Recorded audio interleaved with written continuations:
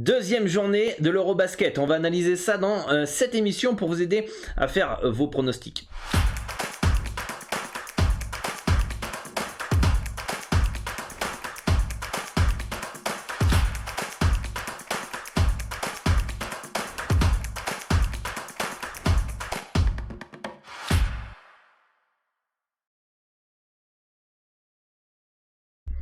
Salut à tous, ici Dorado, parieur professionnel au Mexique. Depuis plus de 10 ans, j'aide les parieurs à augmenter leurs revenus grâce à leur passion, grâce aux paris sportifs. J'espère que vous avez la forme puisque cette deuxième journée du 2 septembre de l'Eurobasket va être très intéressante. D'ailleurs, si vous avez loupé la vidéo d'hier sur la première journée et évidemment le match entre l'Allemagne et la France, je vous laisse la vidéo d'analyse sur le petit i que vous pouvez retrouver en haut à droite.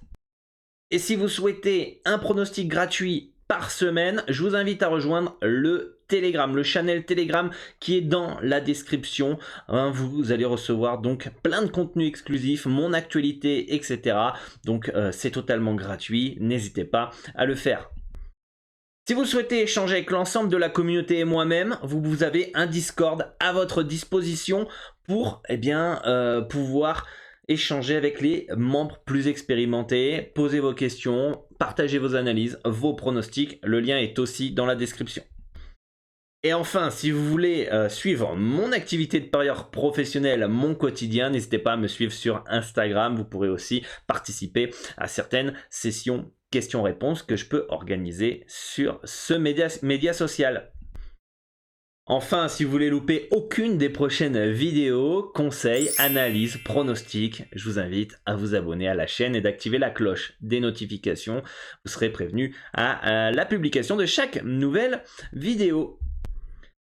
Et petit conseil avant de commencer les analyses, je vous invite à ouvrir un compte sur PS3838 via le broker Asian Connect. Ça va vous permettre d'avoir les meilleurs codes sur le marché mondial et c'est très intéressant si vous voulez augmenter vos gains dans les paris sportifs. Vous avez le lien du formulaire d'Asian Connect dans la description de la vidéo ainsi qu'un tuto vidéo où je vous accompagne pas à pas.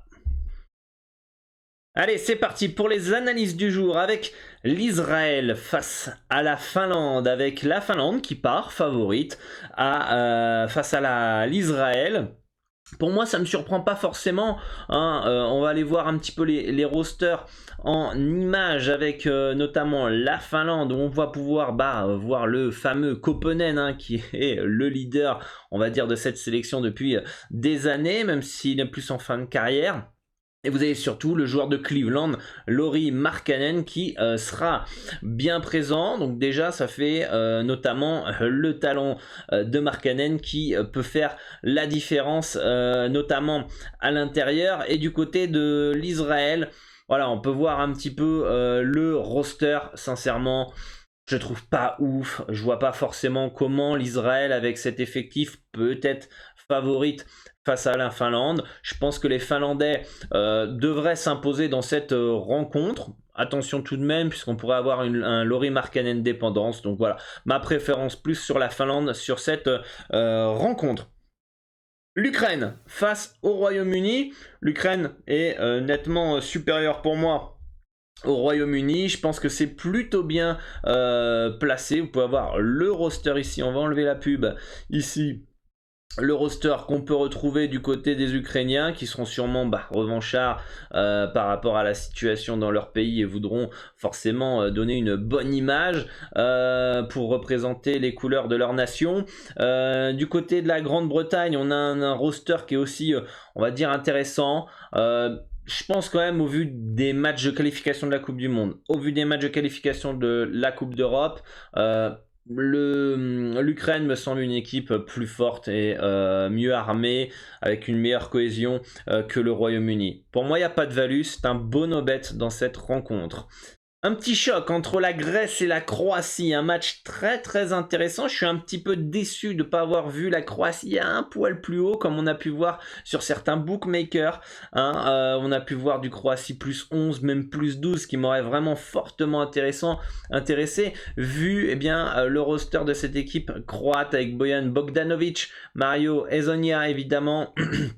comment il s'appelle aussi, Zubac, un des Clippers qui est bien présent pour les Croates, qui aurait pu, je pense, rester dans un handicap assez haut. Là, pour moi, ça me semble très bien placé, puisqu'attention, la Grèce est quand même un des candidats pour le titre de champion d'Europe avec les frères Antetokounmpo et un Giannis qui est inarrêtable, et évidemment Nick Calates, Dorsey à l'intérieur, on a Papa Giannis, Papa Nicolaou, Papa Petrou, Sloukas évidemment, on a une équipe de Grèce pour moi plus complète. D'ailleurs, je crois avoir oublié Dario Saric qui est là aussi du côté de la Croatie. En tout cas, ça va être un beau match. On a vu quand même dernièrement, dans les dernières compétitions, que la Croatie, malgré le talent quand même, en termes de cohésion d'équipe, ça me semble pas ouf. Qui pour stopper Giannis Antetokounmpo? La Grèce a réussi à construire une équipe dans leur académie de jeu. Donc les Grecs, c'est toujours relou à jouer, avec un énorme QI basket, et ils ont réussi à rajouter les qualités athlétiques et physiques monstres des frères Antetokounmpo, et notamment celui de Giannis.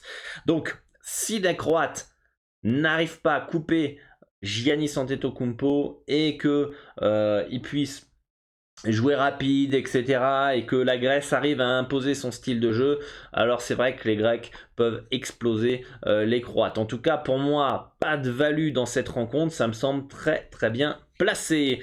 République tchèque à domicile face à la Pologne. Bon, les Tchèques avec Vesely, Satoransky. D'ailleurs, Satoransky ne sera pas là, hein, pour moi. Il s'est blessé il n'y a pas longtemps. Il faudrait vérifier, hein, checker bien l'information. Satoransky s'était blessé à la cheville, si je ne me trompe pas, durant les matchs amicaux, matchs de qualif, là, il n'y a pas longtemps. Il devrait bien être là pour l'Eurobasket, mais potentiellement, il est incertain pour cette rencontre. Donc, il y a cette information à surveiller. Sato, est-ce qu'il va être là? Vesely évidemment, Balvin qui sera là, Jelinek qui peut scorer notamment à 3 points. Pour moi, la République tchèque me semble quand même une meilleure équipe, et en plus c'est à domicile. Avec la Pologne, il faut toujours se méfier quand même. C'est une équipe qui joue dur, qui ne lâche rien, qui peut prendre feu à 3 points, porté par AJ Slaughter évidemment. Et on a un match qui me semble aussi pareil, plutôt bien placé. Est-ce qu'on aurait pu mettre la République tchèque avec un handicap plus haut, sachant que Satoransky est incertain? Je suis pas si sûr que ça. Donc pour moi c'est un petit no-bet dans cette rencontre, ou alors vous pouvez tenter la Pologne en sec ou aller chercher un petit plus 4, parce que pour moi je pense que le match peut être disputé. Après attention quand même à ces Tchèques qui sont toujours redoutables, et encore plus à domicile. Italie-Estonie, c'est l'avant-dernier match de cette deuxième journée, avec l'Italie qui part largement favorite face à l'Estonie. Pour moi, il ne devrait pas y avoir de match. Les Italiens devraient s'imposer malgré l'absence de Bellinelli et Gallinari dans cet Euro. C'est dommage. Mais voilà, les Italiens, c'est un peu foufou, hein. Ça peut prendre feu à n'importe quel moment et mettre une fessée. L'Estonie, c'est une équipe, on va dire, basketballistiquement parlant, pas une forte nation. Ça peut prendre la sauce à tout moment. Donc pour moi, c'est très bien placé. Aucune value sur l'Italie dans cette rencontre. Et enfin, Serbie, favori pour le titre, avec porté par évidemment Bogdanovic, avec comment il s'appelle, Nikola Jokic. Qui devrait faire une bouchée de ces Pays-Bas, une des équipes les plus faibles de cette compétition. Bon, on a une cote à 1,03, on a un handicap de moins 22, ça peut mettre 20 points à la Serbie sans aucun problème. Après, attention, on va pas forcer dès le premier match face aux Pays-Bas. Ils ont juste besoin d'une victoire de 15-20 points, 25 s'ils peuvent, mais potentiellement s'il y a 25-30 points, on peut avoir un petit relâchement des Serbes, ça me surprendrait pas. Donc je suis pas fan du moins 22 quand même, il me semble un poil haut. Est-ce qu'on pourrait pas aller prendre un petit plus 22 du côté des Pays-Bas si vous estimez qu'on a un relâchement? Donc voilà un petit peu pour ces analyses. Donc une deuxième journée pour moi moins intéressante que la première. Je vous relaisse sur le i les missions de la veille pour les matchs de demain. Malheureusement on n'a pas les cotes de la Copa América pour pouvoir analyser ces rencontres là. Donc moi je vous dis bonne chance. Dites-moi en commentaire vos pronostics pour cette deuxième journée d'Eurobasket. Et je vous retrouve très bientôt sur cette chaîne YouTube.